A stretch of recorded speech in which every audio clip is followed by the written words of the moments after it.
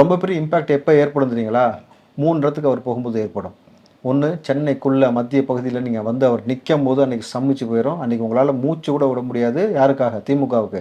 இன்னொன்று, பரந்தூருக்கு அவர் போகும்பொழுது, அந்த இடத்துக்கு பிரச்சாரத்துக்கு போகும்பொழுது அன்றைக்கு தேசிய செய்தியாக மாறும். இன்னொன்று, வேங்கவேல் மனங்கலந்த அந்த இடத்துக்கு அவர் போகும்பொழுது ரொம்ப பெரிய இம்பேக்ட். கடைசியாக இன்னொரு இடம் இருக்குது எக்ஸ்ட்ரா, 2 முறை கள்ளச்சாராயம் மரணம் நடந்த இடம் இருக்குது.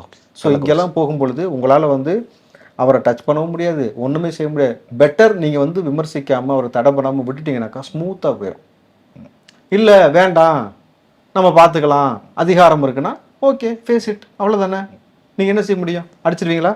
தம்பி அவர் வந்து நிற்கிறாருப்பா சிட்டிக்குள்ளே வந்து நின்றாரு, தேனாம்பேட்டில் வந்து நின்றாரு, முதலமைச்சர் வீட்டை விட்டு போக முடியாத ஒரு சூழல் மாதிரி தான் ஏற்படும். ஏன்னா திட்டமிட்டு செய்கிறது கிடையாது. அவ்வளோ மக்கள் வந்து நிற்பான், ஊருக்குள்ளே அசம்பிள் ஆகி நின்றுவானுங்க. காலேஜ் பசங்கள்லேருந்து எல்லா பசங்களும் நின்றுவாங்க. நீங்கள் நினச்சாலும் வெளியில் போக முடியாது. என்ன பண்ணுவீங்க? அடிப்பீங்களா காவல்துறை வச்சு? இல்லை ஒரே இடத்துல கொத்த கைது பண்ணிடுவீங்களா? அது அரசுக்கு தான் அது கெட்ட பேராகவே மாறும். அடித்தா என்ன நடக்கும் அந்த இடத்துல? அடிச்சோன்னே ஓடிடுவாங்களா?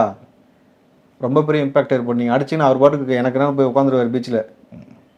அவர் ஓபிஎஸ் நினைக்காதீங்க, அவர் உட்காந்தா என்ன நடக்கணும் உங்களுக்கு தெரியும்ல. அல்லற சில்லறை ஆகி போயிடும். So please